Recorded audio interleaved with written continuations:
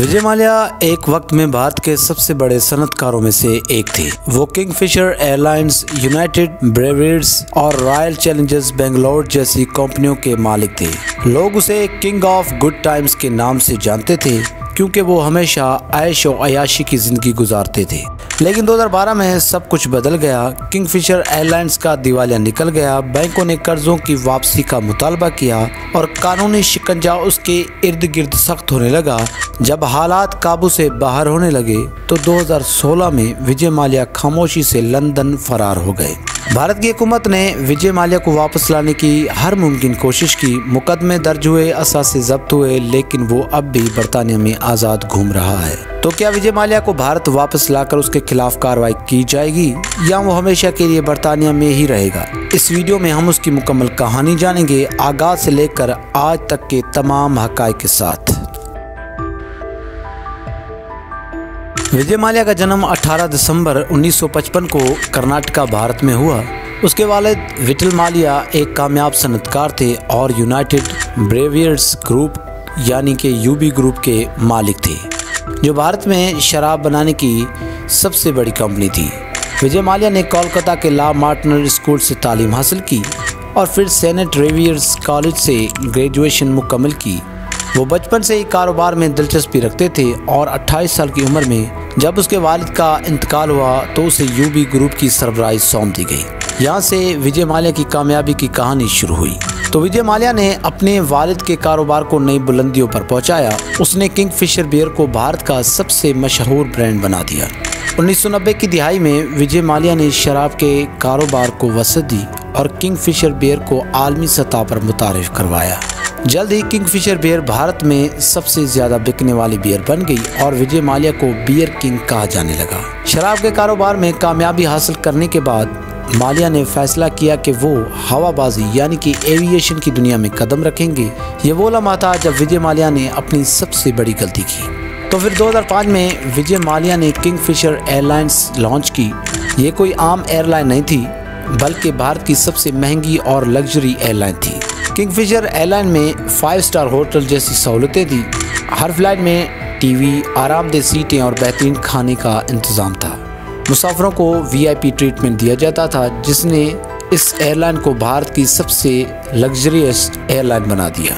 लेकिन ये कामयाबी ज़्यादा दिन तक नहीं चली क्योंकि विजय माल्या ने बहुत से महंगे तैयारे खरीदे थे जो ज़्यादा फ्यूल खर्च करते थे और उनकी देखभाल भी महंगी थी। वो चाहता था कि उसकी एयरलाइन दुनिया की सबसे लग्जरी एयरलाइन बने, लेकिन वो ये भूल गया कि भारत में ज़्यादातर लोग कम कीमत की एयरलाइंस को तरजीह देते हैं। फिर 2007 में विजय माल्या ने एयर डेक्कन नामी एक सस्ती एयरलाइन खरीद ली ताकि वो कम बजट वाले मुसाफिरों को भी अपनी तरफ मुतवज्जा कर सके।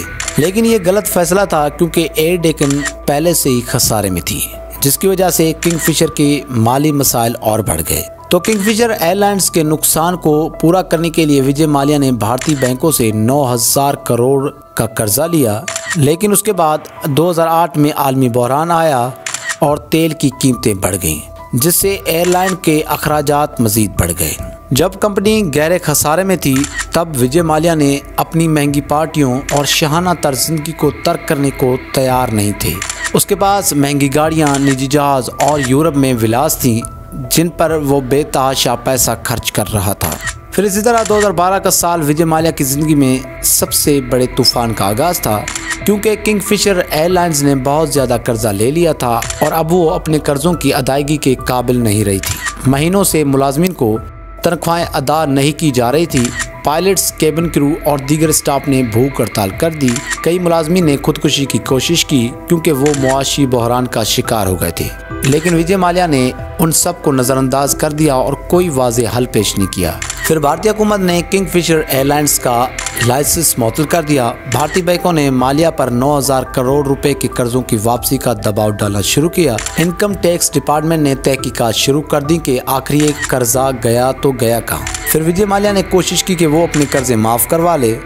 उसने हुकूमत और बैंकों से कहा कि ये सब मेरे खिलाफ एक साजिश है, लेकिन बैंकों ने वाजे कर दिया कि अगर मालिया ने कर्ज वापस न किया तो उसकी जायदाद जब्त कर ली जाएगी। अदालत ने भी मालिया पर सख्त सवालात उठाने शुरू कर दिए। जबकि उसके मुलाजमीन भूखे मर रहे थे, मालिया लंदन, फ्रांस और दुबई में महंगी पार्टियों में शिरकत कर रहे थे। विजय माल्या ने फार्मूला एक रेसिंग टीम खरीदी, महंगी कारें और जहाज लिए और दुनिया भर में ऐश करता रहा। उसकी IPL में टीम रॉयल चैलेंजर्स बेंगलोर, जिसको RCB के नाम से जाना जाता है, वो भी नुकसान में जा रही थी, लेकिन माल्या ने उसकी परवाह नहीं की। जब विजय माल्या को एहसास हुआ कि अब बचने का कोई रास्ता नहीं बचा तो उसने खामोशी से एक खुफिया मंसूबा बनाया। उसने 1 मार्च 2016 को अपनी निजी फ्लाइट से लंदन की तरफ उड़ान भरी। जब भारतीय हुकूमत को उसके फरार की खबर मिली तब तक वो महफूज तरीके से लंदन पहुंच चुके थे। भारतीय हुकूमत ने फौरन उसका पासपोर्ट मंसूख कर दिया और इंटरपोल के जरिए उसे पकड़ने की कोशिश की, लेकिन विजय माल्या ने लंदन में पनाह ले ली और कानूनी जंग शुरू कर दी। फिर भारतीय हुकूमत ने बरतानवी हुकूमत को खत लिखा कि माल्या को भारत के हवाले किया जाए। 2017 में विजय माल्या को लंदन में गिरफ्तार कर लिया गया, लेकिन जल्द ही जमानत पर वो रिहा हो गए और 2019 में बरतानिया की अदालत ने हुक्म दिया कि माल्या को भारत भेजा जाएगा, लेकिन उसने अपील कर दी और वो रिहा हो गए। तो विजय माल्या ने लंदन में एक 11 बेडरूम का आलीशान महल खरीद रखा है। उसके पास महंगी तरीन गाड़ियां, निजी जहाज और बरतानिया में कारोबार चलाने की आज़ादी है। फिर 2020 में दबाव बहुत ज़्यादा बढ़ गया तो विजय माल्या ने एक नया चालाक हरबा इस्तेमाल किया। उसने कहा, मैं भारतीय बैंकों का कर्जा वापस करने के लिए तैयार हूँ, लेकिन हुकूमत मुझसे बात नहीं कर रही। भारतीय हुकूमत ने कहा, पहले मुल्क वापस आओ, फिर कर्ज की बात करेंगे। विजय माल्या ने फिर एक नई अपील दायर की और वो रिहा हो गए। अभी तक वो वापस नहीं आए, तो बरतानवी अदालत ने उसके भारत भेजने के फैसले को रोका हुआ है। भारतीय हुकूमत ने उसके तमाम असासे जब्त कर लिए और 14,000 करोड़ रुपए की वसूली कर ली है, लेकिन विजय माल्या अब भी बचने की कोशिश कर रहा है और दावा करता है कि वो एक बेगुनाह बिजनेसमैन है। तो आपको क्या लगता है, विजय माल्या वाकई एक धोखेबाज है या एक नाकाम बिजनेसमैन? क्या उसे सजा मिलनी चाहिए या माफ़ी देनी चाहिए? आप भी अपनी राय कमेंट बॉक्स में बता सकते हैं। बाकी हम उम्मीद करते हैं आप सबको हमारी वीडियो पसंद आई होगी। हम मिलते हैं नेक्स्ट वीडियो में, तब तक के लिए हमें दीजिए इजाज़त। अल्लाह हाफिज़।